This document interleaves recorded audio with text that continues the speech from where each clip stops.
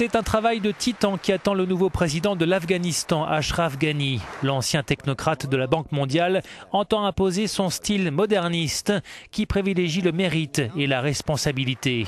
Un style en rupture avec celui de son prédécesseur Hamid Karzai qui faisait passer l'honneur et la fidélité au clan avant tout. Le partage du pouvoir avec Abdullah Abdullah, après des mois de disputes pour la présidence du pays, est un signe d'espoir. Les deux hommes sont pro-occidentaux et contre la corruption, mais ils ne sont pas encore parvenus à former un gouvernement. Une instabilité politique qui paralyse l'économie, privant l'Afghanistan de fonds dont il a désespérément besoin. Le budget de l'État s'élève à 6,2 milliards d'euros, dont les 2/3 proviennent de l'aide internationale. Pour ne rien arranger, les recettes fiscales ont baissé de 24% entre janvier et octobre par rapport à 2013. Or, l'Afghanistan a besoin d'argent, notamment pour poursuivre sa lutte contre les talibans, sa priorité.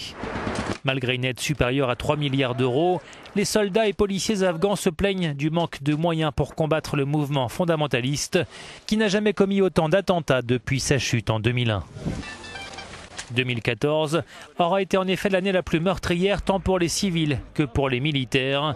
4600 membres des forces de sécurité ont été tués depuis le début de l'année, soit 6% de victimes de plus que l'année précédente. Inquiétant, alors que l'OTAN doit retirer à la fin de l'année la majorité de ses troupes, sa mission de combat arrivant à son terme. Les 12 500 soldats qui resteront doivent se concentrer sur la formation et le soutien des Afghans, comme l'explique le secrétaire général de l'Alliance Atlantique, Jens Stoltenberg. L'Afghanistan dispose d'une force de 350 000 soldats et policiers, dit-il. Ils sont entraînés, ils ont reçu un certain nombre d'équipements et nous serons toujours sur place avec notre mission de soutien. Sauf que ces derniers jours, Washington a prolongé d'1 an la mission de combat de ses 9 800 soldats, le signe d'une certaine fébrilité.